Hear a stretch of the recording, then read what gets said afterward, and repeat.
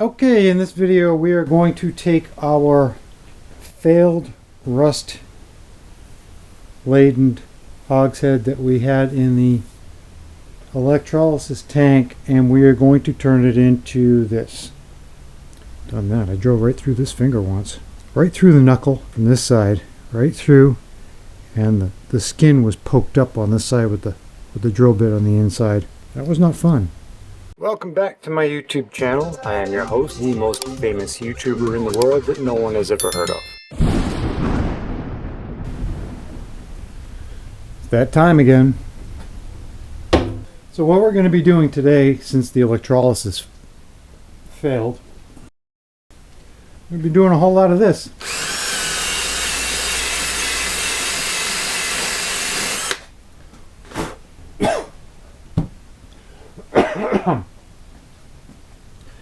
And I'm going to spare you, and I'm going to spare my camera the experience of being covered in dust. So let me get this cleaned up, then we'll move forward. Okay, we're a couple hours in. I got all the rust off. I don't know what I'm going to do with these yet. They're supposed to look like that, but instead they look like that. So, put the first coat of paint on. So we'll be working with clean parts going forward. So that's good. I also got all the old notches out, right there, and the one on the inside. I got the shaft out. I freed this up, so that works nice now. The next step is going to be assembly, I guess. So I decided to do something with those pedals. I'm not sure yet. I'm not sure if they'll fit on my belt sander. And I don't have a lot of money right now to go out and buy the little discs that you put in the drill and you go and smooth them all out. I bet you I could make them a little bit better. Now, if this was from my car, I would pop these out and I would turn O-rings on here. Or I'd put them in the notches like I have in the other videos. If you haven't seen the other videos, go check them out, because I'm just going stock on this one. Nothing fancy. In the other video, I chucked these up in the lathe and I turned this out so I could put an O-ring in there. So the way these work is you've got notches on the pedal. Okay, and when you push down on the pedal, it moves this shaft sideways and it pulls the ear of the band over and tightens it up. So on the case of the brake pedal, this will go on here. This is attached to that. Okay, and then when you push the pedal forward, it opens up, you see? Okay, so the old one has that much play in it. So the pedal has to move that much before it even starts to engage. Okay, so the new one takes a little bit of that slop out. So that's what we're going to go with, but that's how they work. They go sideways when they, if you can see that or not. It moves just a little bit and clamps that band down inside and does whatever it is the band is designed to do, depending on which pedal you push. Okay, it's been a couple of days. Get everything all painted up just so it won't rust again. I got my pedals all stuck on a piece of firewood, so they're drying. I've got all my pieces and parts all laid out, all clean, ready to go back in. And I have my new notches all lined up. The clutch one is in the vise, and the reason it's in the vise, I want to temporarily pin this on, so I'm going to screw it on. And then when it goes in a car for real, I'll replace this with a bolt with a shank, and I'll tack weld the end so it can't come out. But for right now, we need to just make things so they can't get lost. So I've got a 1/4 tap. I'm going to put that in there like that. And we're going to run this down in this hole. Hopefully make some threads.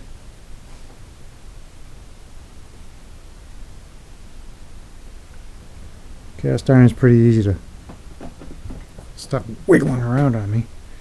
Cast iron is pretty easy to tap, so. And this hole was just so close. Back off, break the chips out. Make it. Felt the tip hit my hand. Ooh.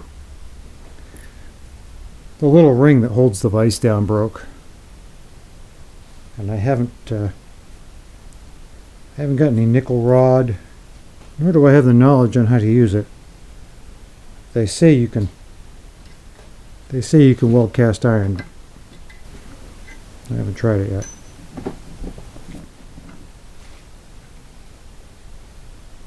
So that's, I think I got it.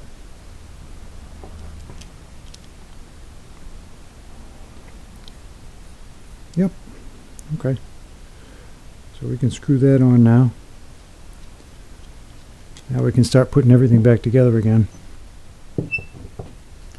So the first pedal I'm going to put in, and I didn't do anything with this. I don't know who is going to end up with this. I don't know what they're going to want. I don't know nothing. So we're just going to do it a little light coat to keep it from rusting, and then when I have a customer in mind for it, then we'll do something fancy. But for right now, there's no fancy. We need our notch, need our nut and bolt. We got the right notch, okay? Because if you go with the wrong one, it doesn't work. We got our bolt, got our nut. This is the grease that I used. This is the grease that I used to sell, and it is sticky stuff. I had a contest back in the 2007, 2008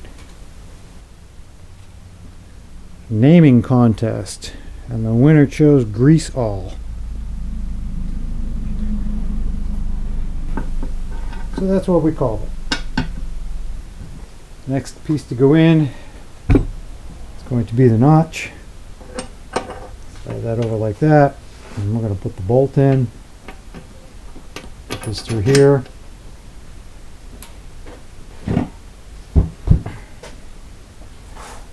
And you see, the nut goes here.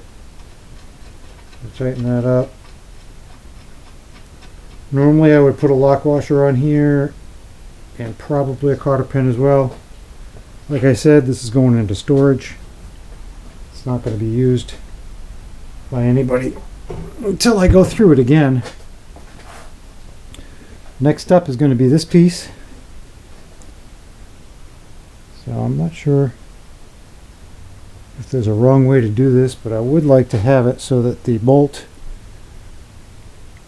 goes in, or the screw goes in from the top. It's less likely to fall out. You can put the original pin through and peen it over, which is probably the better way to do it. Alright, a little tapping, a little wrapping, down with OPP, whatever. We got it on. Like I said, I'm just going to put this here temporarily so I don't lose it. And I will change that out to a bolt with a shank later on. But this is how it works. Okay, the book says you're supposed to have an inch, I think, of pedal travel at the top for neutral. So you need a little bit of play here. And then you got one ear of the band here, and you got the other ear of the band over here. So when you push the pedal forward, it pushes the band sideways and it squeezes on the drum. This one pushes to squeeze. These pull to squeeze. So this is going to be reverse. So this one, the notch goes on the outside. So we will put this one in like that. Another tight fit. Okay, and then we would take our bolt and our lock washer. We will put that on the inside. that hold the line up, put the nut on. Okay, so we've got our nut on. Tighten it up, put a cotter pin through, put a cotter pin through that one. We take our brake notch, stick the bolt through from the inside, put the notch on, start the nut. We can't tighten it down yet because we haven't got the shaft in yet. Okay, so now we'll put this in. Do the little pedal dance. I probably should have put this one in last, but no. Okay, wrench, cotter pin, and the pedals are in.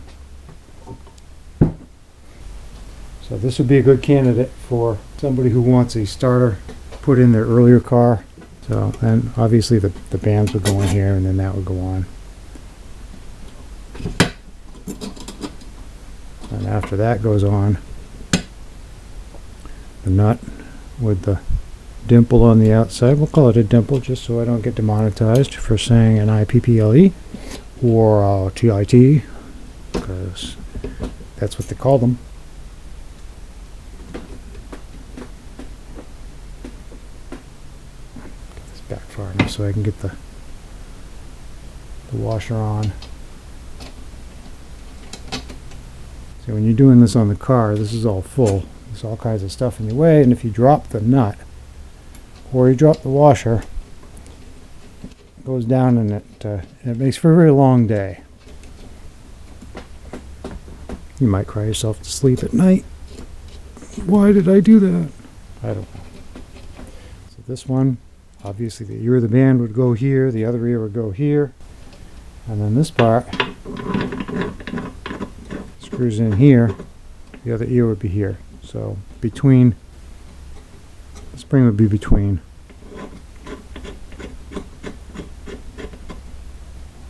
Now in addition to those parts, we also have the clutch assembly, clutch lever assembly. So this would go to the bottom clutch lever here and connect to here. So there'd be a cotter pin holding this end in, and then there's this